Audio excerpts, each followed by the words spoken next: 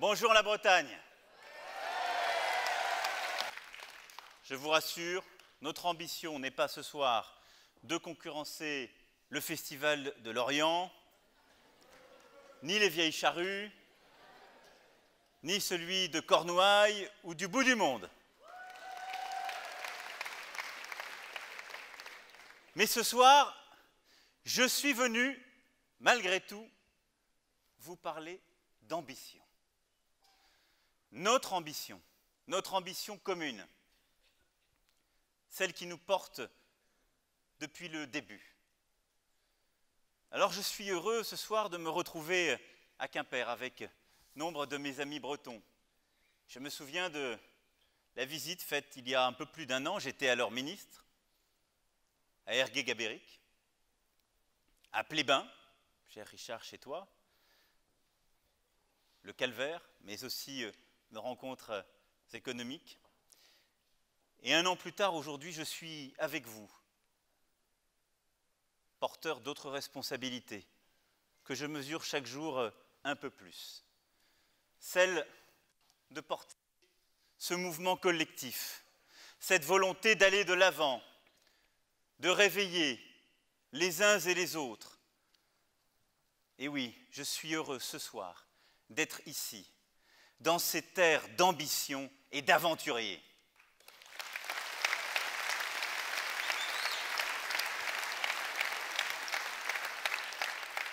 D'ambition d'abord pour les Bretons eux-mêmes, bien sûr. D'abord une ambition pour inventer l'avenir.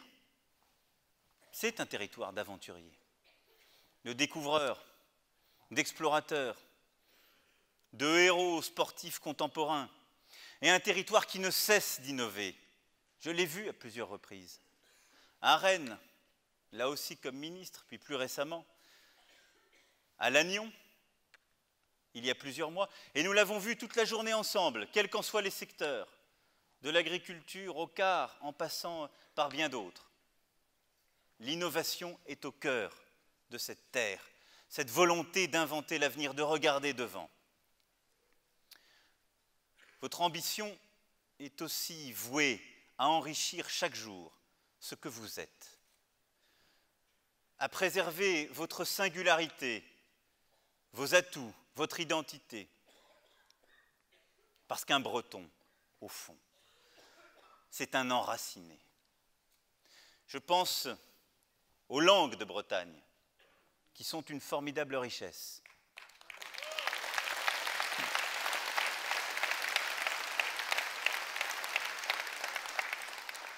On n'ose plus dire les langues chez certains. Ce sont des langues. Du gallo au breton. Je viens d'une terre qui porte avec fierté le picard et le ch'ti. Mais cette langue, ces langues qui sont les vôtres, c'est votre richesse et elle justifie pleinement que leur enseignement, leur transmission soient accompagnés et encouragés. Et nous devons toutes et tous nous y engager.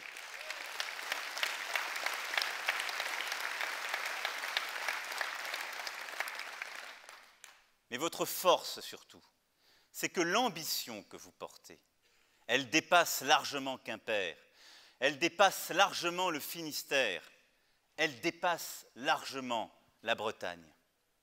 C'est une ambition pour le pays entier que vous portez. Et ici, le long de l'extrême frontière de notre belle France, continue de battre avec puissance le cœur vibrant de notre pays.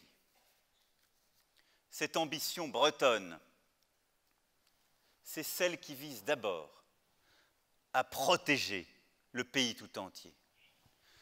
Car la présence de nos forces de dissuasion nucléaire en presqu'île de Crozon, mais aussi la présence à travers la région de presque tous nos corps d'armée, c'est le témoignage de cette vocation du territoire breton, de cette ambition bretonne. Je veux ici saluer un ami, naguère collègue, grand ministre de la Défense, grand président de la région Bretagne, Jean-Yves Le Drian, qui porte aujourd'hui cette tâche.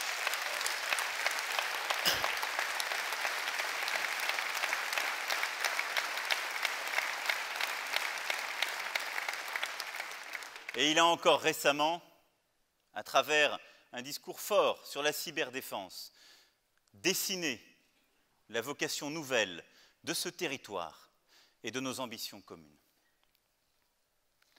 Et en disant cela aussi, comment ne pas penser à l'île de Sein? Comment ne pas penser à ce tréfonds de notre histoire? Au fait que cette petite île, quand on la regarde sur la carte, paraît si innocente. Pour certains qui ne connaissent pas notre histoire, si insignifiante. Certains qui ont oublié qu'au moment où le pays doutait de lui-même, se pensait défait, 128 pêcheurs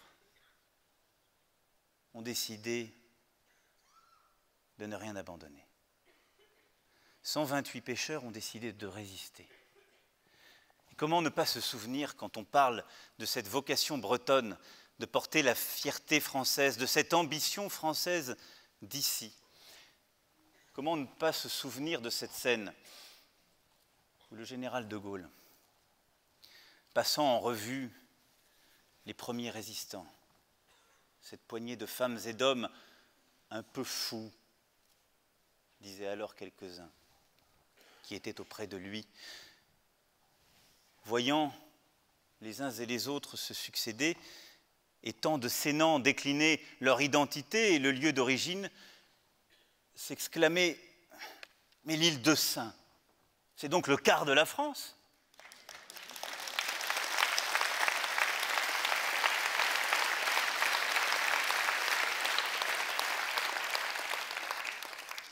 Comment ne pas se souvenir qu'en 1940, une majorité de députés venant de cette terre a voté contre les pleins pouvoirs à Pétain. C'est aussi ça.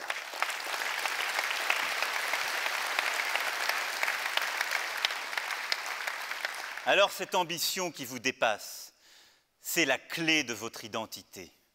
Une identité ouverte que je voudrais pour la France entière, car vous pouvez être tout à la fois profondément breton, puissamment français et sincèrement européen.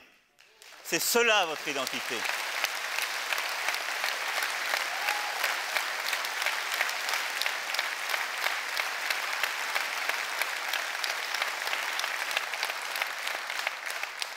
Sans que jamais l'un de ces termes soit exclusif l'un de l'autre, sans que jamais ces sentiments ne s'opposent, sans que jamais ils ne viennent s'annuler ou s'opposer les uns aux autres. Voilà pourquoi je suis venu partager votre ambition, notre ambition. Parce que je crois que l'ambition finistérienne, l'ambition bretonne, elle est d'abord et avant tout une ambition française. Une ambition pour faire réussir notre pays, pour défendre ses valeurs, pour préserver ce qu'il est avant tout aujourd'hui, au cœur de notre défi. Alors au fond, pourquoi vous parlez d'ambition aujourd'hui? Simplement parce que notre pays en a terriblement besoin. L'ambition n'est pas un vilain mot, quelque chose dont on devrait avoir honte. L'ambition, c'est ce qui permet de tirer le meilleur de chacune et chacun. C'est ce qui permet de retrouver sa fierté. C'est ce qui permet à celui qui est armé pour la vie, prêt à prendre tous les risques, de réussir encore davantage. Mais c'est ce qui permet aussi à celui qui n'a rien de créer sa propre vie, de construire son destin, de trouver sa place.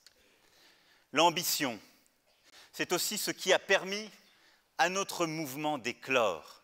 Notre ambition ce soir, mes amis, l'ambition d'En Marche, l'ambition de celles et ceux qui veulent faire avancer le pays. Il y a une dizaine de mois, nous partions de rien. Nous sommes parvenus à réunir plus de 140 000 personnes sous la même bannière progressiste. Et elle est là ce soir, à Quimper.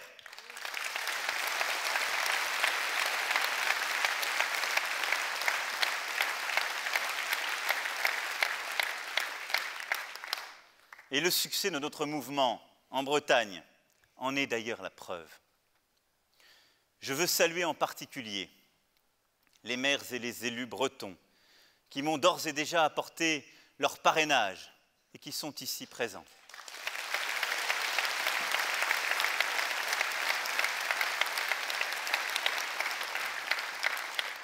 Mais aussi Olivier Alain, vice-président de la région Bretagne à l'agriculture, qui m'a accompagné encore une fois aujourd'hui.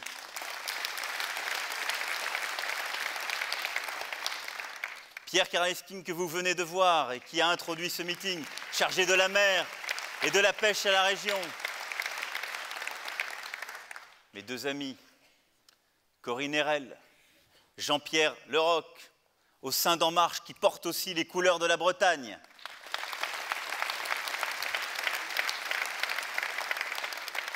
Et bien sûr, Richard Ferrand.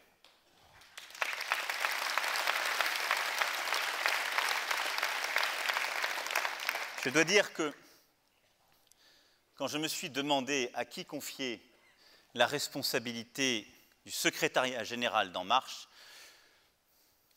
l'idée de m'en remettre à un Breton, fût-il d'adoption, n'était pas le moindre des critères. C'est un déterminé, comme mes trois amis que je viens d'évoquer, un déterminé de la première heure, qui sait prendre les risques, la mer et aller au large. C'était donc à lui que revenait cette mission. Le jour où j'ai quitté mon ministère, j'ai cité non pas un Breton, mais un méridional, Pagnol, et qui avait une jolie formule pour cette terre qui aime la mer, les risques comme vous. Il disait, si on veut prendre la mer sans prendre avec les risques, mieux vaut acheter une île qu'un bateau.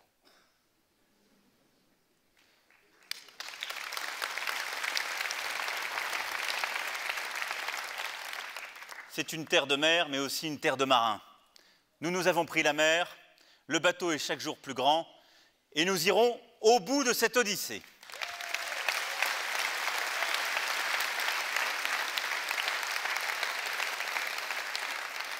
Et l'ambition qui est la nôtre, elle correspond parfaitement à ce qui est l'histoire même de Quimper. Quimper, ça veut dire confluent en breton. Et oui, nous sommes une terre de confluence. Eh bien, nous sommes un mouvement de confluence. Alors, j'en entends beaucoup en ce moment qui se posent des questions. Ils disent qu'il y a des ralliements chaque jour. C'est une drôle d'affaire. Est-ce que ça devient le Parti socialiste? Je vous rassure, hier, les mêmes socialistes disaient, est-ce que ce n'est pas en train de devenir la droite? Quand le bébé commence à prendre forme, il trouve beaucoup de pères putatifs. C'est une confluence. Il y a des socialistes, des radicaux, des écologistes, des modems, des UDI, des républicains, des femmes et des hommes de la société civile vibrante qui s'étaient détournés de la vie politique. C'est tout cela en marche, cette confluence qui a été portée, je ne l'oublierai jamais, par des engagés et des courageux dès la première heure. Et donc oui, notre quille, c'est cette confluence.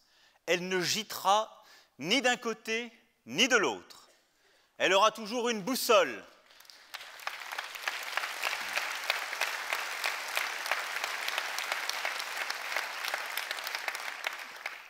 Elle aura toujours une boussole. L'intérêt général, un projet pour le pays et pas pour une partie ou une clientèle. C'est comme ça que nous irons au bout. Parce que ce mouvement, parce que le projet que je porte, c'est une ambition, c'est notre ambition pour le progrès en France.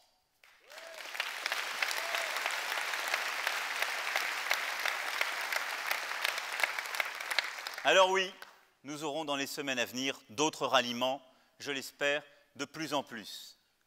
Mais les ralliements que nous devons chercher, mes amis, ce sont les ralliements de chacune et chacun des Français. Ce que je guette chaque matin, ça n'est pas le ralliement d'un tel ou d'un tel qui fascine le microcosme parisien et journalistique. Parce que celui-là, à la fin, il ne comptera pas davantage que le travail de centimier que nous faisons depuis le premier jour, que cette lutte sur le terrain que chacune et chacun d'entre vous conduit. Parce qu'à la fin du jour, à la fin de cette bataille, c'est une majorité de Françaises et de Français que nous aurons ralliés pour la victoire.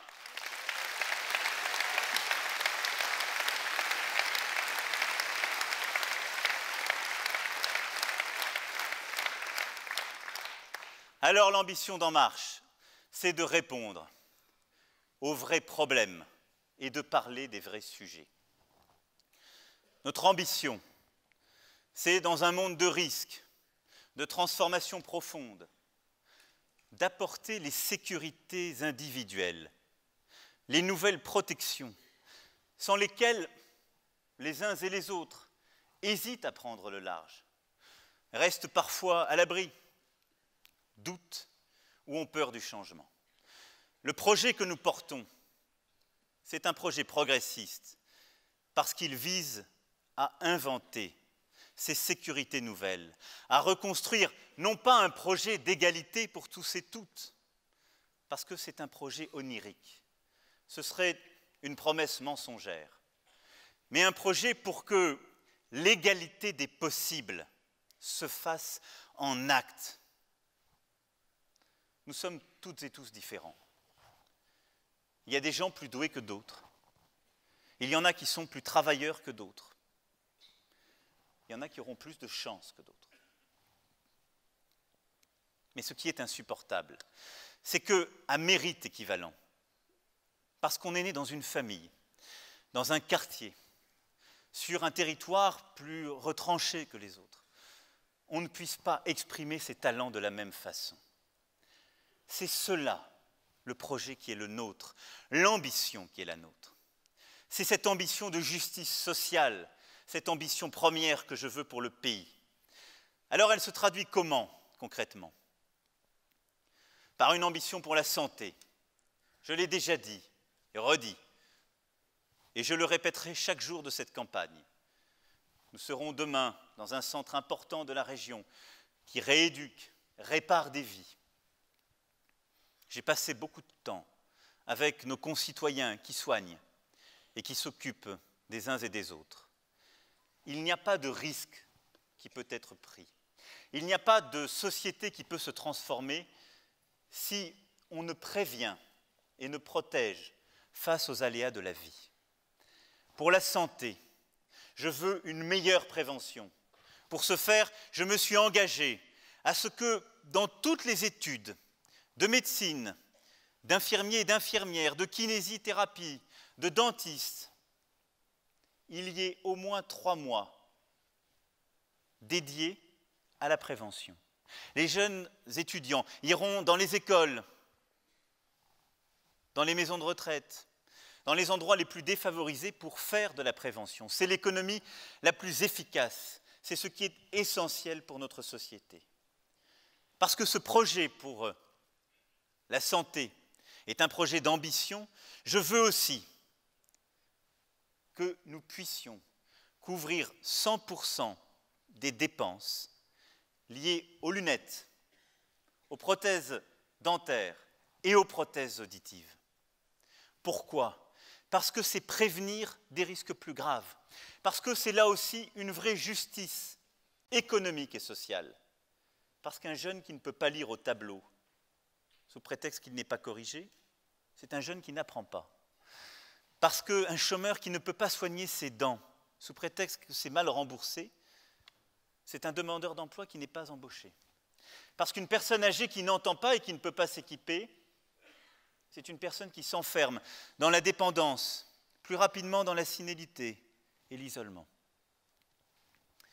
Ce projet pour la santé, c'est celui par lequel aussi je veux porter une réforme profonde de l'accès aux soins, avec une généralisation des maisons de santé pluridisciplinaires, des maisons de suite pour les soins, afin de sortir plus vite de l'hôpital, et une réforme juste, en profondeur, de l'hôpital, par une tarification plus adaptée, par une réorganisation responsable, qui permette de combler les déserts médicaux, et en même temps, de poursuivre les nécessaires économies, sans réduire en rien l'accès aux soins.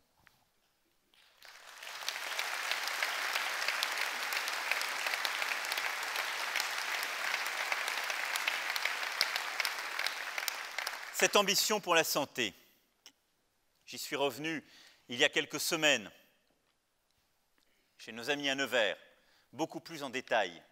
C'est une ambition de justice, raisonnable, puisque nous ferons des économies, mais ambitieuse, parce qu'on ne construira pas l'entrée dans le XXIe siècle en déremboursant des soins utiles, en supprimant des fonctionnaires de la fonction publique hospitalière,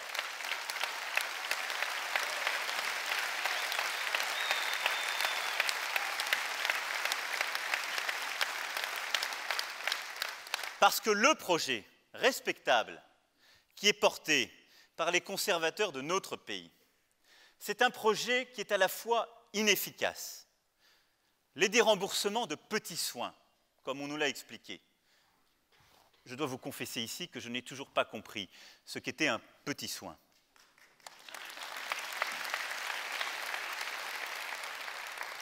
On a parfois croisé des petits rhumes qui pouvaient devenir des rhumes graves.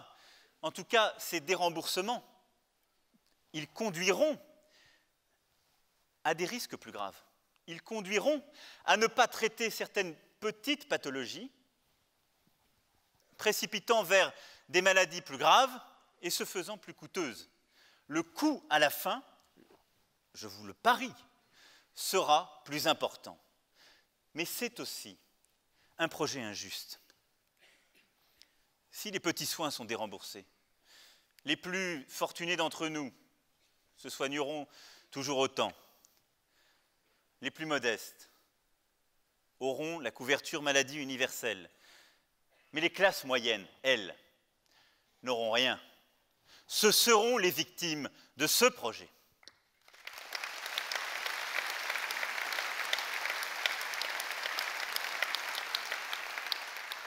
Mon ambition, c'est aussi d'agir pour l'école. Lorsqu'on porte un projet progressiste, on porte un projet pour que partout, comme je le disais, quel que soit l'endroit d'où l'on vient, on puisse réussir. C'est cela la mission de l'école de la République. Et on le sait, c'est cela ce qui, il y a un siècle, dans nos campagnes, a permis à des fils et des filles de paysans d'accéder à l'école, ce qui semblait vertigineux à leurs parents. Moi, je me souviens encore de ma grand-mère. Elle n'était pas de la région, mais des Hautes-Pyrénées.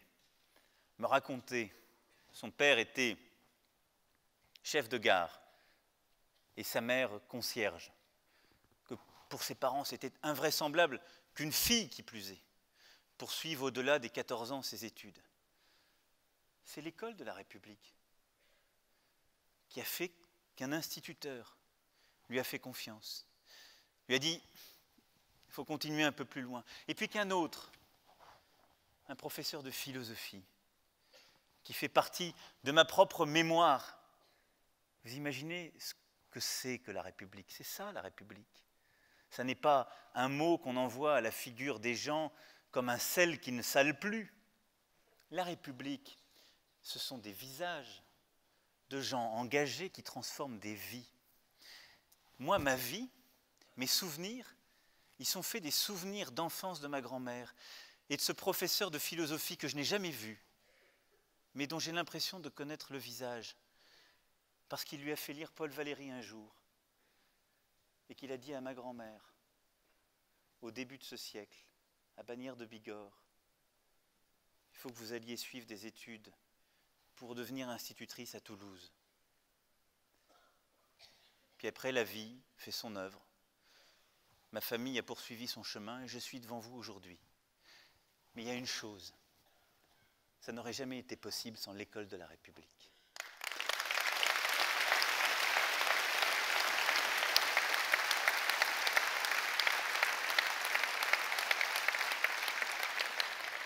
Alors cette école, aujourd'hui, elle trahit sa promesse. Elle reproduit bien davantage qu'il y a 20 ans les inégalités. Moi, j'ai fait une école à qui on reproche beaucoup de choses, l'ENA. Alors, il y a des gens qui choisissent, face à ce fléau, de faire oublier qu'ils ont fait l'ENA et de dire qu'il faut le supprimer. Moi, je pense que c'est toujours compliqué d'aller devant les gens, de dire « j'ai un projet pour le pays », en expliquant qu'on se renie soi-même. Ce n'est pas un bon signal. J'ai fait l'ENA. Enfin, c'est un concours de la République. Je l'ai fait en travaillant, j'en ai raté d'autres, je vous rassure. Ce qui ne va pas, c'est ce qu'on en fait ensuite. Mais l'ENA, aujourd'hui, eh bien, elle forme moins de fils d'ouvriers et de paysans qu'il y a 30 ans. C'est cela notre échec. Notre école, aujourd'hui, elle fait qu'il y a 20% de nos jeunes en CM2 qui savent imparfaitement lire, écrire, compter. Ces jeunes-là, bien, ce sont ceux qui ne finiront pas leurs études supérieures, qui auront du mal à avoir le baccalauréat, qui décrocheront bien souvent avant, qui auront du mal à attraper un emploi, et pour qui la vie sera plus injuste que pour les autres. Alors mon projet pour l'école, je ne vais pas vous le détailler ce soir, mais il y a une mesure qui me tient à cœur. C'est que dans tous les endroits de la République, identifiés comme difficiles, plus pauvres que les autres, plus reculés, ce qu'on appelle les zones d'éducation prioritaire, eh bien je veux qu'on divise par 2 le nombre d'élèves par classe.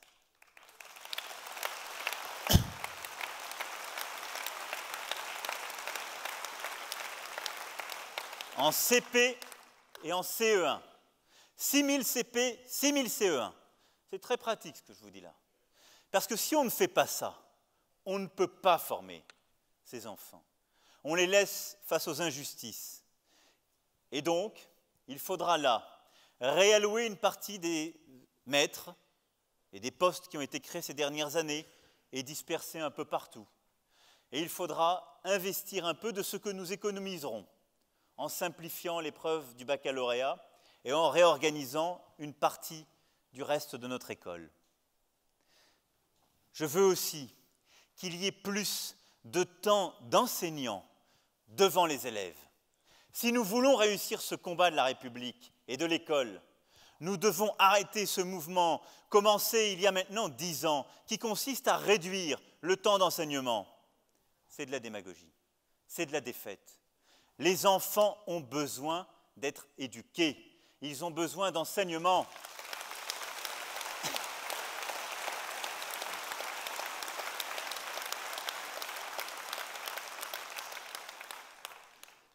Et donc, nous stopperons ce mouvement décennal de baisse pour repartir de l'avant en valorisant aussi les carrières d'enseignants, en valorisant en particulier celles et ceux qui vont sur ces terres de bataille et ces terres de difficulté, en valorisant aussi l'autonomie pédagogique, la capacité à innover sur le plan pédagogique et sur le terrain.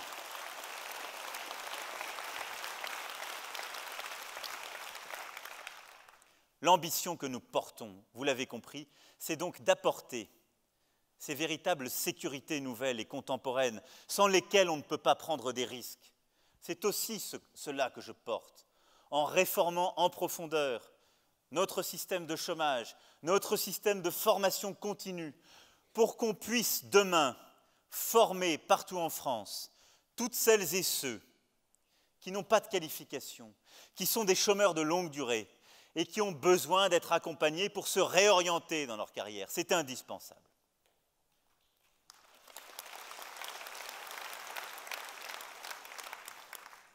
L'ambition que je porte ensuite, que nous portons, c'est une ambition pour le travail. Le travail, c'est une valeur fondamentale.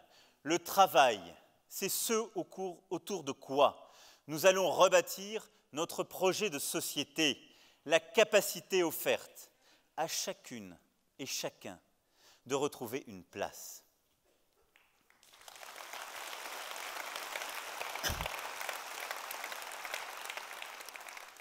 Alors, parce que je suis le candidat du travail, je veux qu'on puisse entreprendre plus facilement dans notre pays. Je veux qu'on puisse créer plus facilement une activité d'indépendants, de start-up, qu'on puisse innover beaucoup plus simplement. Très concrètement, en faisant quoi? D'abord, en faisant que les indépendants aient une situation plus simple, plus transparente qu'ils ne l'ont aujourd'hui. C'est pour cela que je supprimerai le RSI.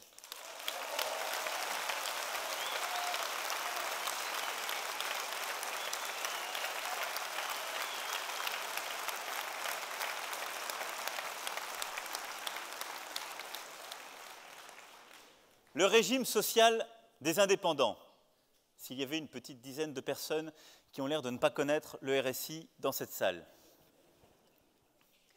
Le régime social des indépendants a en effet, par les difficultés de gestion, et là je n'incrimine en rien celles et ceux qui font fonctionner ce régime et à qui je veux rendre hommage, parce qu'ils ne sont pas les responsables de cette situation, fait qu'aujourd'hui, les délais sont trop longs, les tracasseries sont incessantes. Et on a vu malheureusement chez les indépendants beaucoup trop de suicides ces dernières années arriver à cause de cela. Je maintiendrai tous les allègements de charges qui sont liés aux indépendants. Tous les indépendants et professions libérales seront éligibles à tous les allègements de charges que j'ajouterai.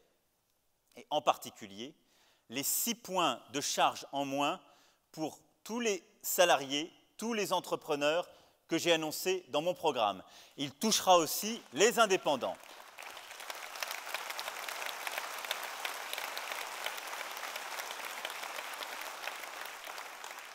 Mais les indépendants, demain, auront donc la possibilité, s'ils le souhaitent, d'aller vers le régime général, ou s'ils restent dans ce régime privilégié qui est le leur, eh bien d'être adossés au régime général et d'avoir les mêmes modalités, la même simplicité que tous les salariés de France, que tous les autres Françaises et Français en termes de simplicité, de rapidité, de délai.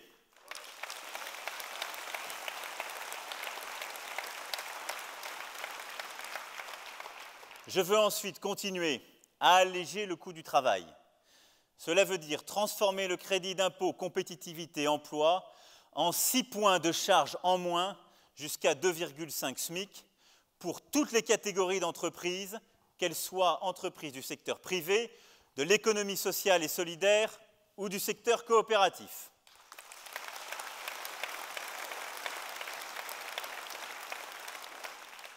Et parce que je suis le candidat du travail, je veux enfin que le travail paye mieux. Et donc, pour ce faire, que les cotisations salariales payées aujourd'hui par tous les salariés soient allégées et qu'on puisse ainsi transférer une partie du financement social qui pèse aujourd'hui sur le travail, sur les impôts, et donc que le pouvoir d'achat de tous les travailleurs, fonctionnaires, secteur privé, indépendants, professions libérales, augmente. Et il augmentera demain grâce à mon projet.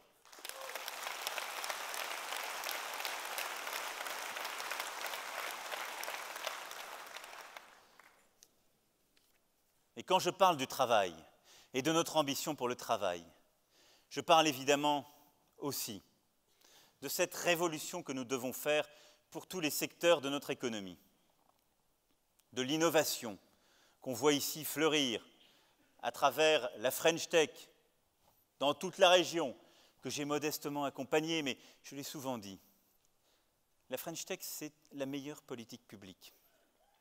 en tant que ministre, c'est ce dont j'ai été le plus fier, parce que c'est quasiment aucun crédit public, il n'y a aucune loi, aucun décret, et je n'ai à peu près rien fait. La French Tech, c'est un label mis sur l'énergie qui existe dans tous les territoires et l'innovation formidable qui est là ce soir, qu'on a mis simplement sous un même pavillon et un même étendard. C'est donc la France qui réussit. C'est cela la French Tech, et ça n'est à personne.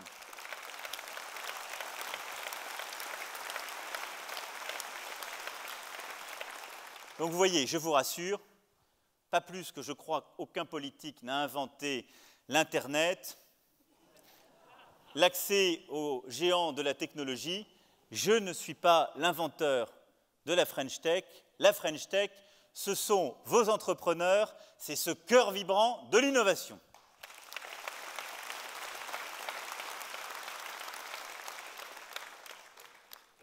Et donc oui, cette économie, elle se transforme. Il y a des secteurs nouveaux qui apparaissent, d'autres qui vont être profondément bousculés par la transformation énergétique et environnementale qui est la nôtre. Une transformation qui vient offrir des nouvelles opportunités au pays tout entier. Mais je veux ici vous parler tout particulièrement d'un secteur. Un secteur qui tire la Bretagne tout entière, qui est au cœur de son économie, qui couvre 60% de son territoire, qui concerne de près ou de loin à peu près toutes les familles bretonnes. Je veux vous parler de l'agriculture.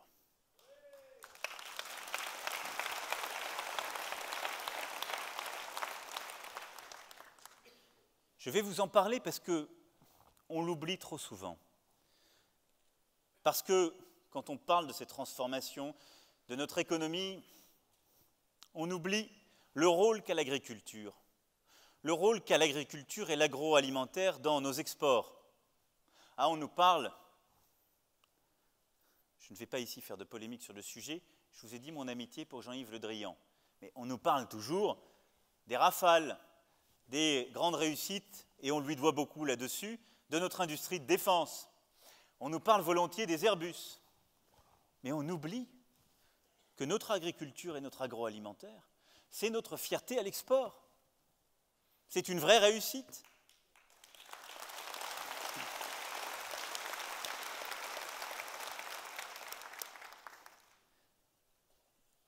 Et je vais vous dire, on ne parle plus d'agriculture aujourd'hui, dans nos débats publics ou médiatiques, qu'en parlant de la terrible misère qui est là, qu'il faut regarder en face, ou en parlant de coûts.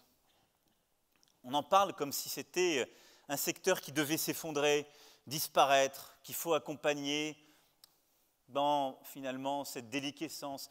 On en parle chez certains autres comme d'un coût, d'un budget qu'il faudrait supporter. On en parle comme d'une espèce de cause rétrograde, quand certains, même pour faire plaisir, ou pensant faire plaisir aux agriculteurs, disent que oui, il ne faut plus du tout respecter l'environnement, le climat est une affaire secondaire, on va vous supprimer toutes ces normes qu'on vous a mises. Non, tout cela n'est pas vrai.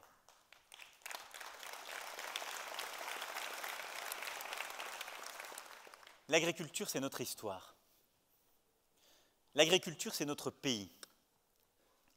L'agriculture, c'est un secteur économique qui exporte. L'agriculture, ce sont les femmes et les hommes qui nous nourrissent chaque jour, au cœur de mon projet, au cœur de notre ambition. Je veux porter cette ambition pour l'alimentation française. On a chaque jour, quand on parle de notre culture, de ce qui nous fait, de ce qui nous distingue d'un Chinois ou d'un Américain, parmi tant d'autres choses, il y a ce qui nous nourrit. Il y a ces plats qu'on défend. Il y a cette gastronomie française. C'est cela l'agriculture aussi. C'est notre alimentation. il y a l'objectif de souveraineté alimentaire que nous devons porter. Les agriculteurs, ce sont ceux qui vous nourrissent, qui nous nourrissent et qui doivent demain nourrir nos enfants. L'agriculture, et on le voit ici, on en parlait tout à l'heure, c'est aussi ce qui fait nos paysages. Je le dis souvent,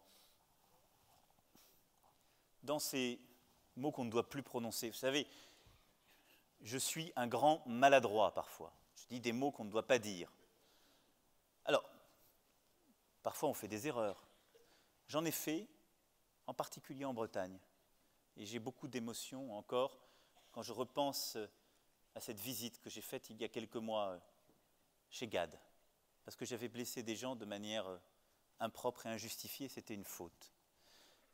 Mais parfois, dans le débat public français, on ne peut même plus nommer le réel. On voudrait tomber dans une espèce de langue qui se vide, de circonlocution qui évite de dire les choses au fond. Mais il y a un mot qu'on ne veut plus dire, c'est le mot de paysan. Mais c'est un beau mot, paysan.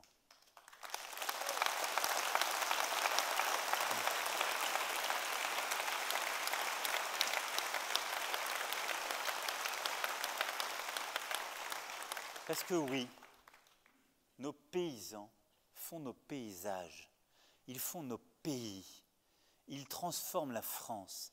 Et quand on arrive, se posant comme je l'ai fait sur Brest tout à l'heure, même quand on se pose à Lannion, comme je l'ai fait il y a quelques mois, on voit ce travail de dentelle, on voit cet entretien des paysages.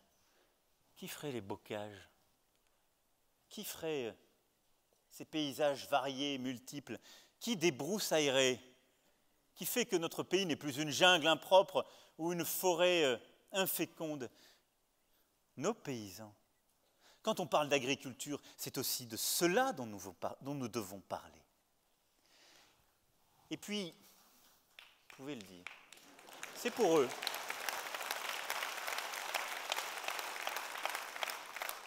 Et puis parler d'agriculture, c'est parler d'un savoir-faire, de tradition, c'est parler d'innovation, d'une transformation profonde, c'est parler de qualité, de produits. Alors oui, ce soir, je vous parle d'agriculture quand je vous parle de l'ambition française, parce que l'agriculture, en Bretagne, qui est la première région agricole française, comme dans tout le reste du pays, c'est le cœur de notre ambition pour demain.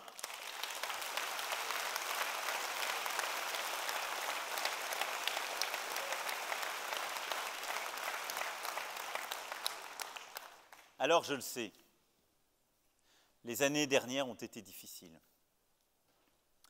2015 et 2016 ont été marquées par des crises profondes, des crises de marché, la crise du lait, des crises sanitaires, comme la grippe aviaire dans le secteur des canards à foie gras, les crises climatiques aussi.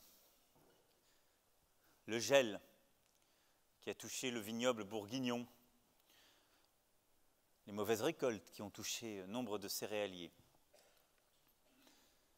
L'impact de ces crises est particulièrement visible en Bretagne, parce que, comme je le disais, c'est la première région agricole. Alors, face aux crises, il y a eu des réponses. On a versé de l'argent. On a apporté des aides, elles étaient indispensables. Mais est-ce que cela suffit? Non. Le cœur de notre réponse, de notre ambition, c'est de refonder un pacte profond, un pacte social entre les agriculteurs et la société française.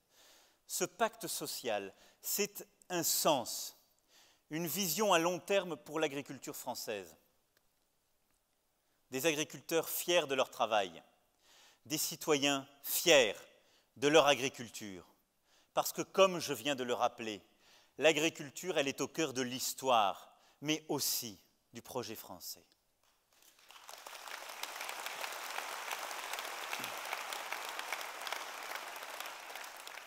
Alors pour cela, Nous n'y arriverons pas simplement en augmentant des aides.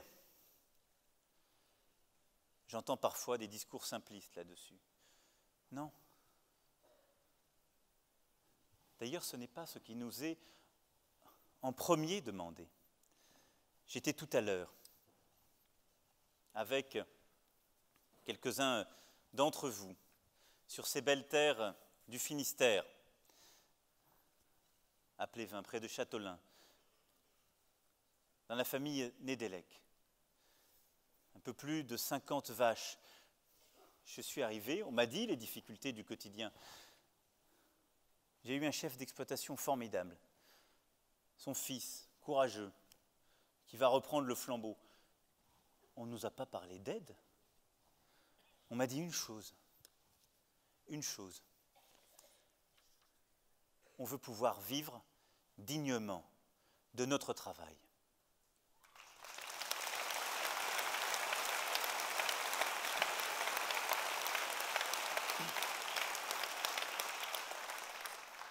Alors oui, le premier pilier de ce nouveau contrat que je veux refonder entre les paysans et les Français, c'est de pouvoir vivre dignement de son travail. Et pour cela, c'est d'avoir des prix qui rémunèrent le travail des agriculteurs en France.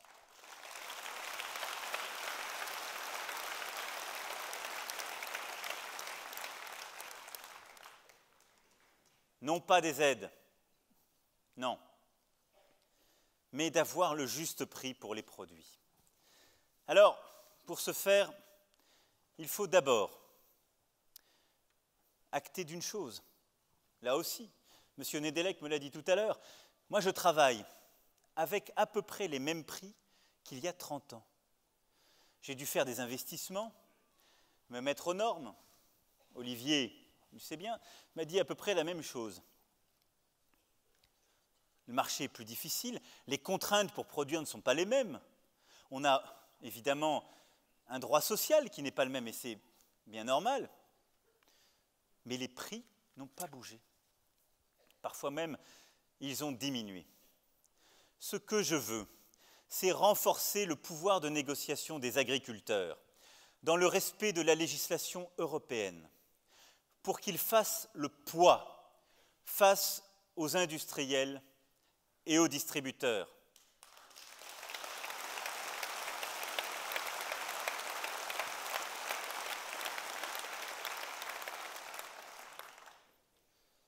Pour cela, je veux des associations d'organisations de producteurs au pouvoir renforcé. Elles pourront négocier avec un véritable mandat des agriculteurs des contrats cadres sur les volumes et le prix du lait. Leur création doit être simplifiée et encouragée. Et lorsqu'une association d'organisation de producteurs existera, l'industriel ou la centrale d'achat sera dans l'obligation de négocier directement avec elle.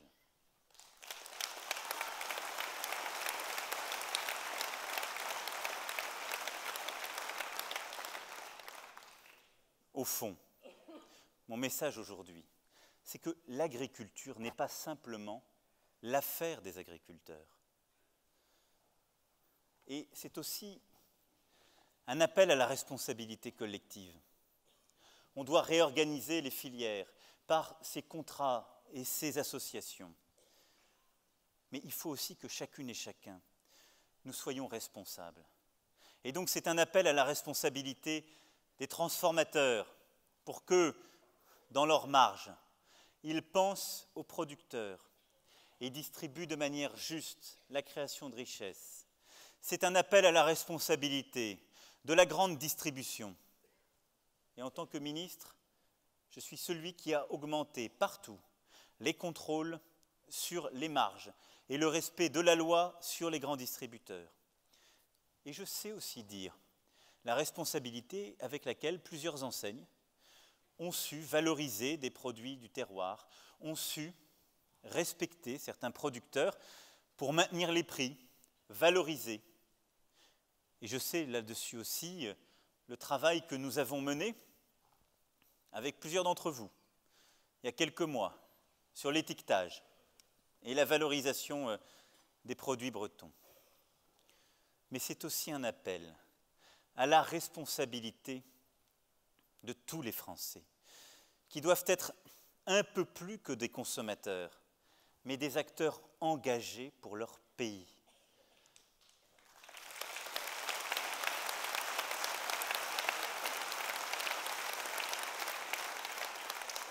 Chacune et chacun, lorsque nous consommons, nous devons être vigilants, valoriser là aussi les produits et donner une place aux circuits courts. Les circuits courts ne sont pas la panacée, tout le monde ne peut pas y arriver. Mais il faut, partout où cela a du sens, le favoriser, l'aider, le valoriser. Et donc, vous le voyez, pour répondre à ce problème de prix, c'est cet ensemble de mesures que nous devons prendre. Mais au-delà, la deuxième mesure que je veux prendre pour permettre de vivre dignement de son travail, c'est également de continuer et d'encourager la montée en gamme. C'est indispensable.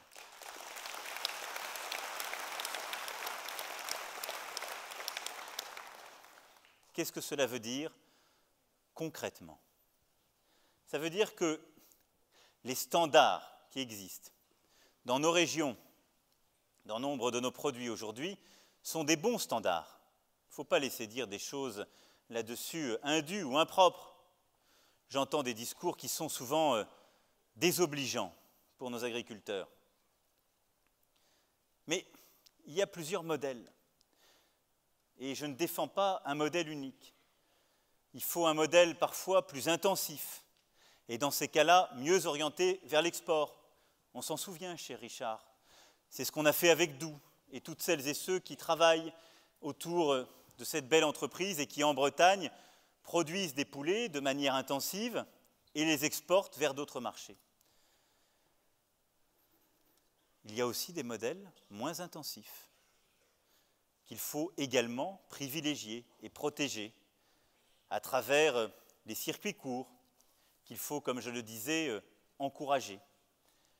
Mais il y a une chose qui ne marche pas, c'est de ne pas répondre aux besoins des consommateurs et de son marché.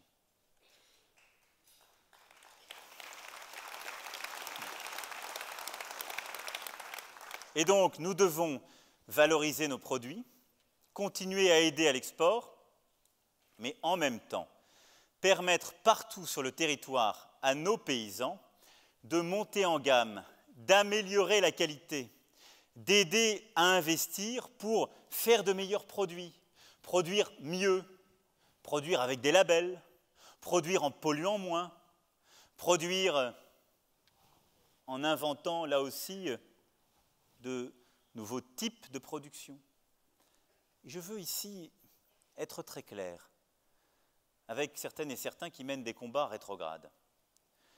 On a beaucoup trop opposé l'agriculture et l'environnement. Beaucoup trop.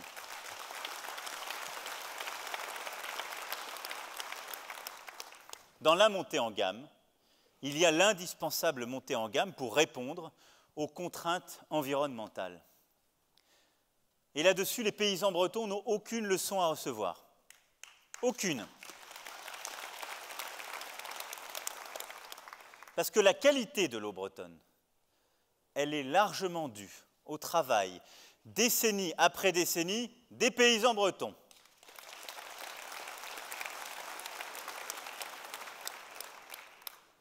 Mais pour permettre la montée en gamme, l'innovation, cette réconciliation, on doit aller plus loin. Et je veux, moi aussi, mener cette transformation environnementale de notre modèle productif. C'est pourquoi je lancerai un programme d'investissement d'avenir agricole sur la période 2017-2022.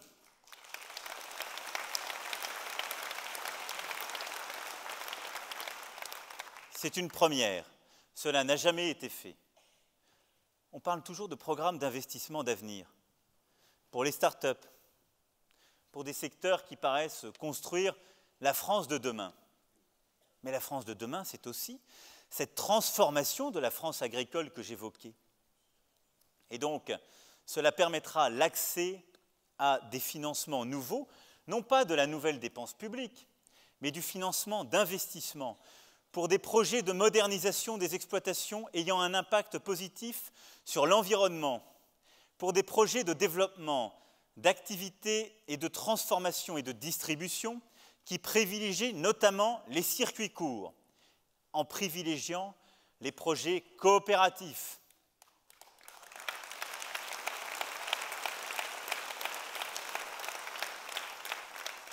Parce que l'investissement est clé pour réussir cette montée en gamme partout. Pour accélérer la montée en gamme des produits agricoles, il faut aussi permettre à nos agriculteurs de relever, comme je le disais, ce défi environnemental, d'accélérer cette transition et cette transformation. Et donc, c'est l'objet de ce programme que je lancerai dès le début du quinquennat. Mais pour aller plus loin, on doit également valoriser le travail pour l'environnement qui est fait par les paysans et le valoriser comme une activité en propre elle-même. Le rôle de l'État, c'est de les accompagner. Parce que dans les missions de l'agriculture du XXIe siècle, au-delà de tout ce que j'évoquais tout à l'heure, il y aura aussi celle d'accompagner cette transformation environnementale et énergétique. Celle de produire de l'énergie par la méthanisation, par la biomasse, parfois par l'éolien, et par des services environnementaux indispensables à nos territoires et à nos paysages. Pour ce faire, je veux rémunérer les services environnementaux rendus par les agriculteurs à hauteur de 200 millions d'euros par an à travers la création d'un système de paiement pour services environnementaux.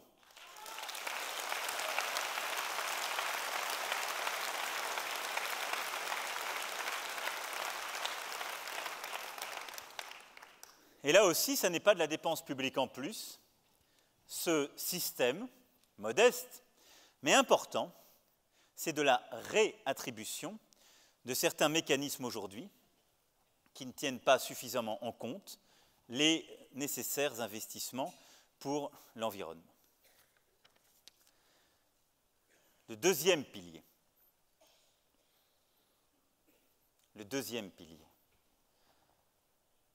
ce sont les normes. Nous en avons bien besoin. Et là-dessus, je crois que je n'ai pas à vous convaincre. Il y a trop de normes. Il y a des normes qui sont compliquées à appliquer. Et donc, le projet que je veux porter en la matière, il est simple. Premièrement, revoir toutes les normes inutiles dans les 5 années à venir. Porter un projet de révision de tout ce qui a jusqu'alors été surtransposé pour le supprimer. Porter un projet de simplification normative dans le champ de l'agriculture qui est absolument indispensable.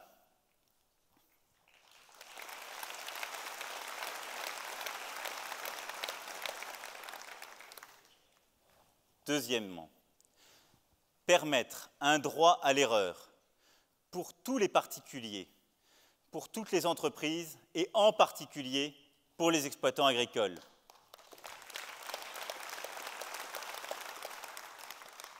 Ce droit à l'erreur, qu'est-ce que c'est?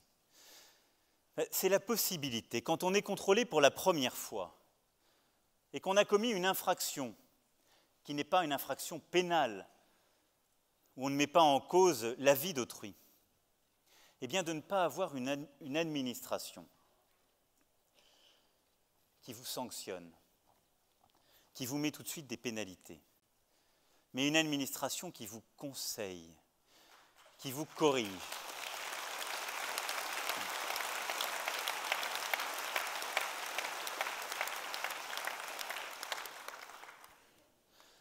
C'est une révolution culturelle, conceptuelle, profonde. J'ai eu l'insigne honneur d'être ministre de la République. J'ai vu la dignité de nos fonctionnaires. Et je n'ai jamais voulu tomber dans cette espèce de discours de facilité où on oppose un secteur à l'autre. À combien de ministres sont venus devant vous dire « Oh, l'administration, c'est un calvaire ». C'est facile, on veut être populaire. Quand on veut être démagogue, on va devant des paysans et on leur dit « L'administration, c'est votre problème ». On leur dit aussi « L'Europe, c'est votre problème ». C'est faux. D'abord, il n'y a pas de mauvaise administration. Il y a des mauvais ministres. Ça, c'est vrai.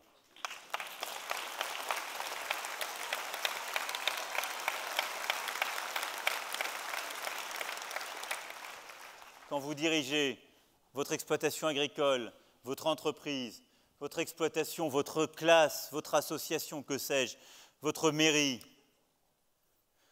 il ne vous viendrait pas à l'idée de dire « ils sont mauvais ». Mais quand on dirige l'État, il est de bon ton de le dire. Non.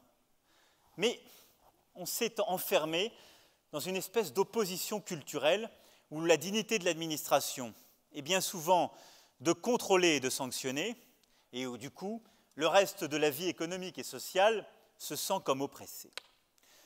Eh bien, ce droit à l'erreur, c'est le rôle reconnu à l'administration, évidemment de contrôler, d'aller sur le terrain, s'assurer de l'égalité républicaine en matière de normes, mais partout, d'accompagner les uns et les autres, de les conseiller, jamais de ne les sanctionner la première fois. C'est fondamental en matière de normes.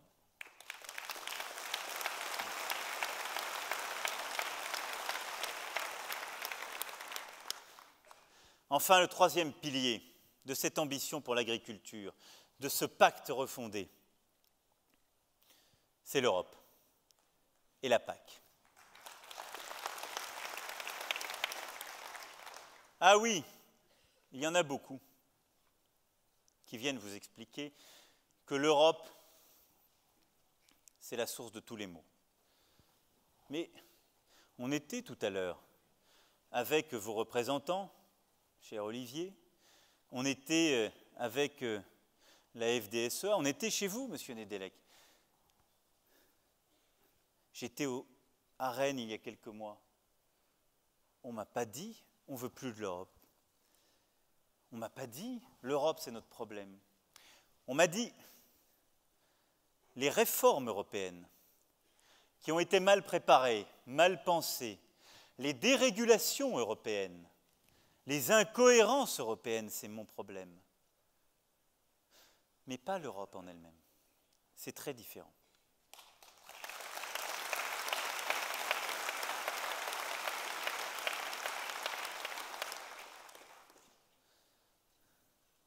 Alors, notre projet pour l'Europe, c'est d'avoir moins d'interventionnisme hors sol, d'avoir moins de directives dénuées de sens, et donc d'avoir une Europe plus concrète.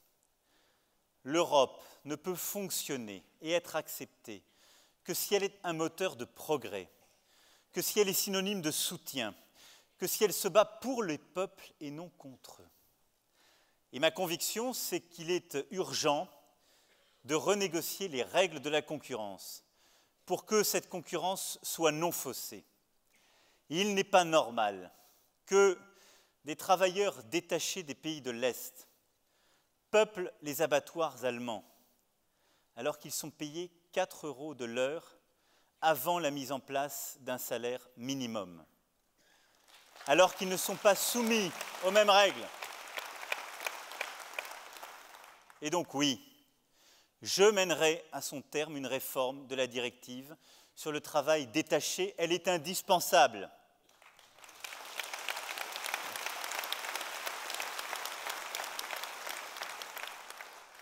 Voilà pourquoi il faut défendre une harmonisation vers le haut des normes sociales et environnementales.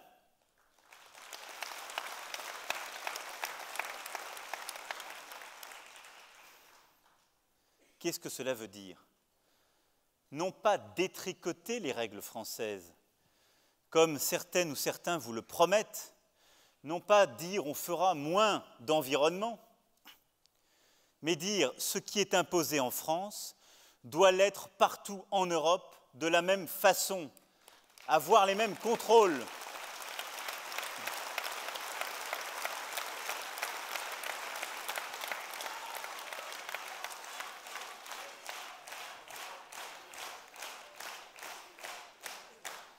Et dans le même temps, il faut défendre nos agriculteurs à Bruxelles.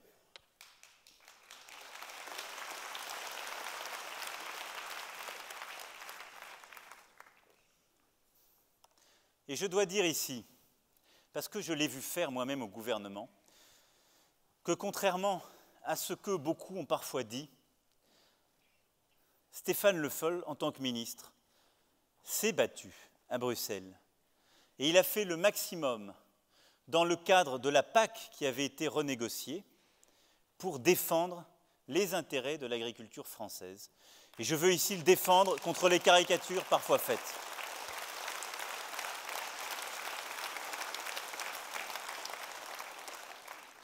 Par contre, nous avons parfois mal négocié collectivement, de droite et de gauche, les transitions.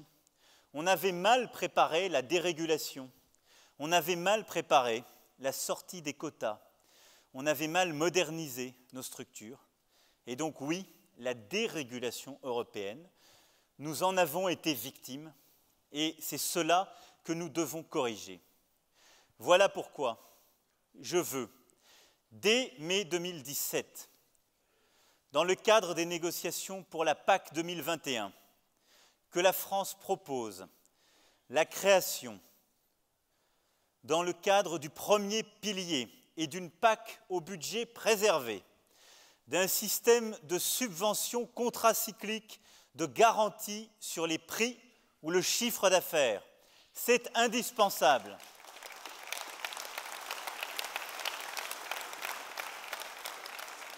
Qu'est-ce que cela veut dire, mes amis? Ça veut dire protéger tous les agriculteurs contre la volatilité des prix agricoles.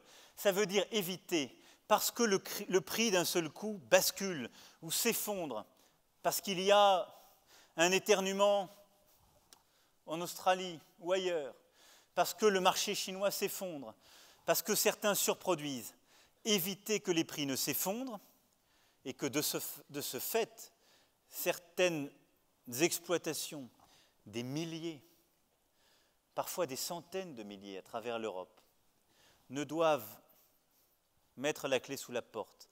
C'est éviter des suicides, c'est éviter des situations profondément injustes, liées non pas à une non-compétitivité, liées non pas au fait que ces exploitations agricoles ne peuvent pas relever les défis nouveaux, mais qu'il y a une volatilité infernale, des prix devenus irrationnels. C'est le devoir de l'Europe de protéger son agriculture face à cela avec des vrais mécanismes de régulation des volumes en cas de crise.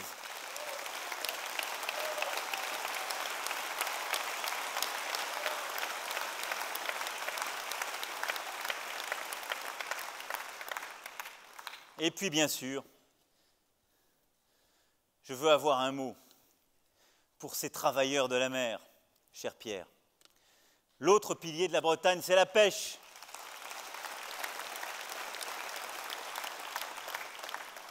La pêche, elle est pourvoyeuse d'emplois, de dynamisme. Imaginerait-on le Guilvinec ou l'Orient sans leurs bateaux de pêche, sans leurs pêcheurs? Mais elle en dit long, surtout, sur les valeurs qui sont les nôtres. Le courage, la solidarité, l'humilité face à la nature, face aux éléments parfois. Nous sommes ce soir le lendemain des 13 ans du Bugalet-Braise et de ses victimes. Et je veux avoir un mot pour eux ce soir et une pensée.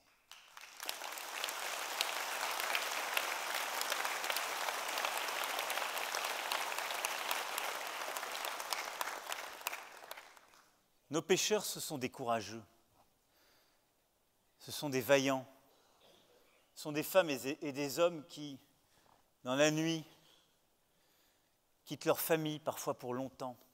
Ah, je les connais, moi je suis des Hauts-de-France, comme on dit maintenant. C'est une autre pêche. Ils sont fiers, ils aiment leur métier et le risque qui va avec. Et eux aussi, ils ne demandent pas qu'on leur enlève du risque. Ce sont des aventuriers et des ambitieux, au vrai sens du terme. Ces dernières années, ils ont eu des bons résultats et je m'en félicite. Parce qu'il y a eu un pétrole moins cher, parce que les efforts ont payé. Ah, je les connais, ceux qui se sont battus pour que la langouste rouge puisse revenir dans les eaux de la mer d'Iroise. Il y en a tellement qui se sont battus sur de telles conquêtes. Mais ces résultats, ils ne doivent pas masquer une situation qui reste préoccupante. Pour permettre à nos pêcheurs de vivre de leur travail, nous devons impérativement améliorer la compétitivité de leurs entreprises, les aider dans le renouvellement de leurs outils de travail, et en particulier des bateaux de pêche, pour faire justement des bateaux de pêche plus propres, mieux adaptés, plus économes. C'est cela qu'ils demandent. Et il faut donc adapter nos dispositifs nationaux et européens pour ce faire. Cela implique aussi de rendre la politique européenne, et ça fait partie du combat que je mènerai pour la politique européenne en la matière, plus souple. Ça veut dire avoir des stocks, des quotas qui sont adaptés à la réalité du terrain. Ne pas avoir les mêmes quotas partout et pour tout le monde.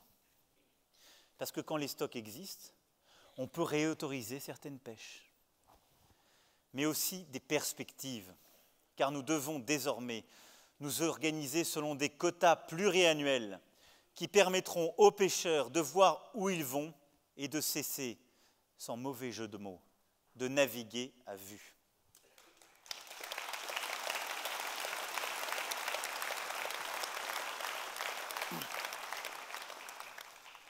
Voilà l'ambition, mes amis, que je veux porter pour notre agriculture. Alors, je pourrais vous parler de bien d'autres de nos ambitions. Et un dernier mot pour notre ambition européenne.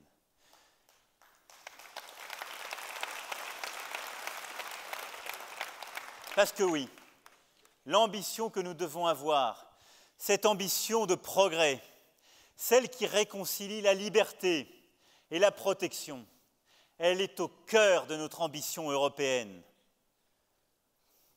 Ils sont trop nombreux, ceux qui l'ont oublié. On a laissé le doute s'installer. Moi, je sais que je suis ici, dans des terres toutes particulières. C'est pour ça que je les aime. Dans des terres où l'engagement associatif, le militantisme laïque, la démocratie chrétienne ont su se tresser, se réconcilier. Et dans ces terres, depuis le début, on est fiers de la Bretagne. On aime la République, parfois plus que partout. Et là-dessus, beaucoup se sont trompés. Ah, les Bretons peuvent se cabrer contre l'État, je le sais. Mais jamais ils ne le font contre la République.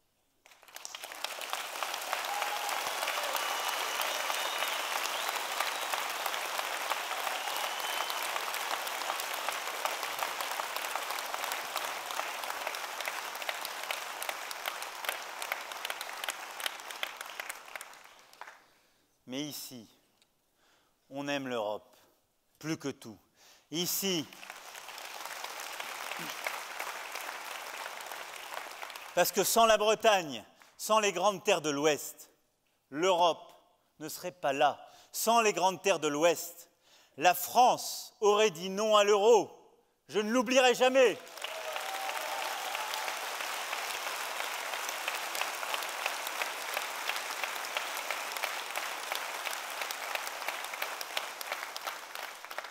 Alors cette Europe, je la défendrai avec vous. J'ai porté notre projet européen la semaine dernière à Berlin. C'est un projet pour relancer l'Europe. C'est un projet où la France doit prendre ses responsabilités, mener ses réformes, mener avec courage ce qu'elle doit faire pour elle, mais en même temps où nous allons demander à l'Europe plus d'investissement, plus d'intégration à quelques-uns et relancer en Europe une souveraineté nouvelle, une souveraineté pour protéger nos concitoyens face aux risques du monde, le terrorisme, l'immigration, la transformation numérique, les attaques contre notre alimentation. L'Europe, c'est un projet d'ambition et de souveraineté. L'Europe, ne l'oubliez jamais, ce sont nos valeurs portées dans le monde et en même temps ce qui nous protège. C'est cela l'Europe, c'est notre projet et nous le porterons.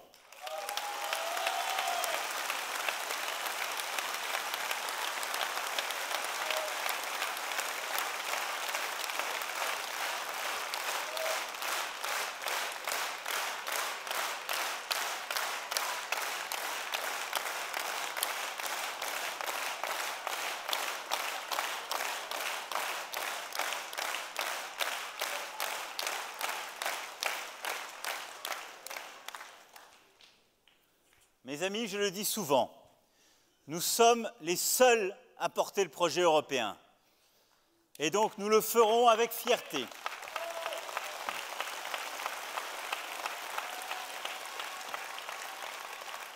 Et je veux dire ce soir à M. Trump, qui, depuis l'autre côté de notre océan,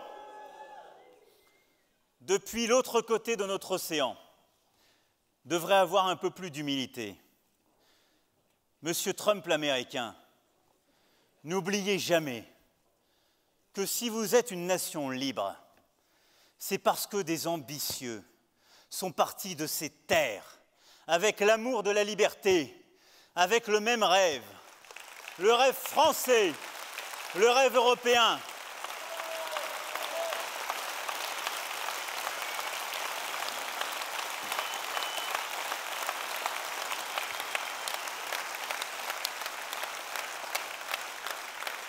Monsieur Trump, n'oubliez jamais ce que vous nous devez, la liberté, votre existence. Monsieur Trump, regardez votre histoire, c'est celle de Lafayette, c'est la nôtre.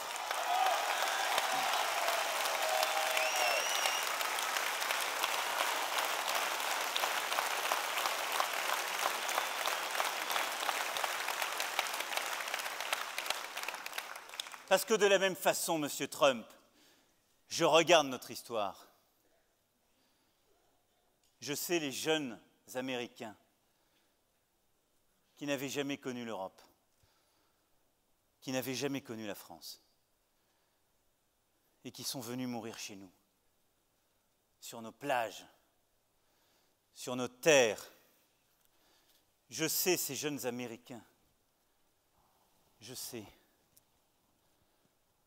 Ces Américains qui ont cru dans l'Europe, avant même les Européens. Ces Américains qui nous ont aimés au moment où nous doutions.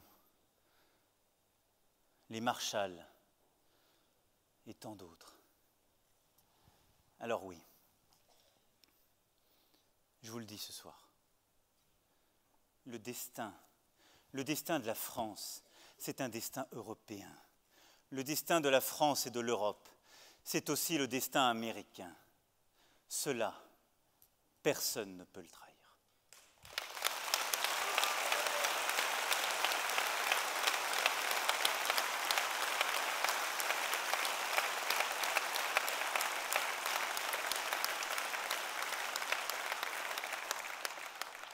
Voilà mes amis, ce que je voulais vous dire ce soir, et je répondrai à toutes les questions après. Monsieur, cher ami, Vous viendrez après, on viendra vous amener après mon meeting et je répondrai à toutes les questions. Sinon, quel est le sens d'une démocratie où je ne répondrai qu'à une question parmi plus de 2000 ?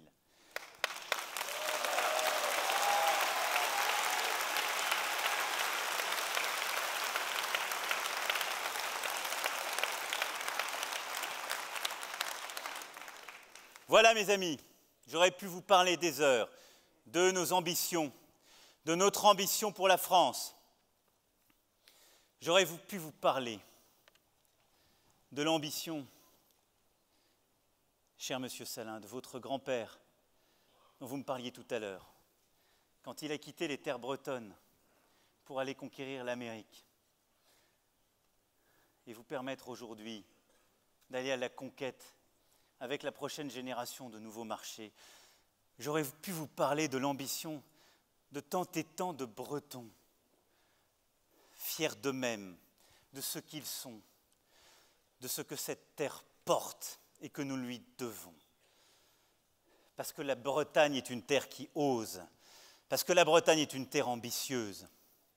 Notre ambition, c'est le projet pour le pays que nous portons. L'ambition, elle est avant tout celle de votre engagement au quotidien.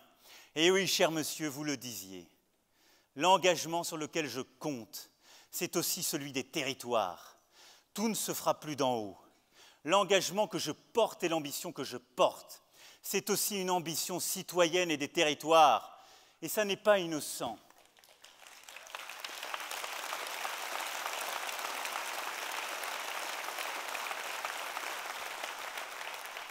Je viens ici, sur ces terres bretonnes, à Quimper, là où le général de Gaulle fit son dernier grand discours, celui sur la décentralisation. Parce que cette ambition que je porte, c'est aussi une ambition de redonner le pouvoir aux territoires, de redonner le pouvoir aux régions.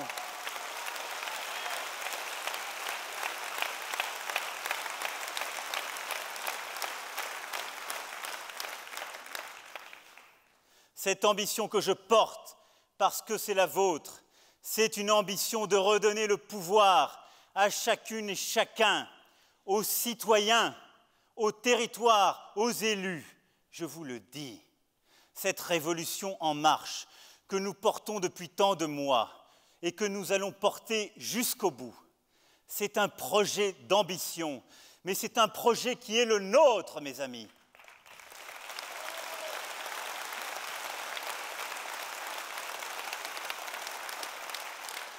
Ce que je propose n'étant rien facile, n'étant rien innocent, ça n'est pas traiter des clientèles, ça n'est pas faire plaisir à quelques-uns.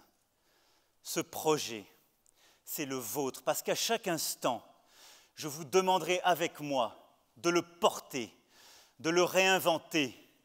Mais une fois que nous aurons pris le pouvoir, ce sera pour moi, pour vous le rendre.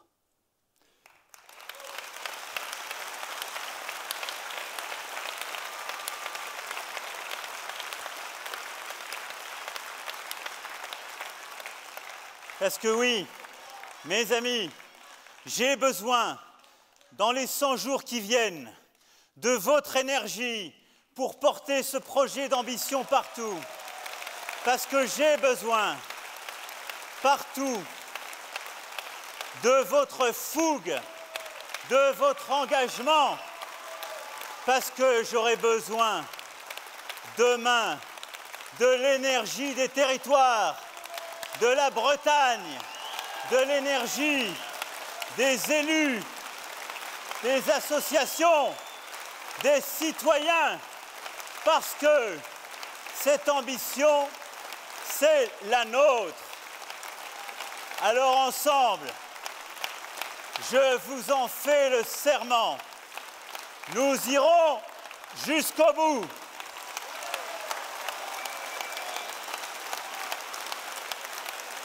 Brevette Braise, vive la Bretagne, vive la République, vive la France.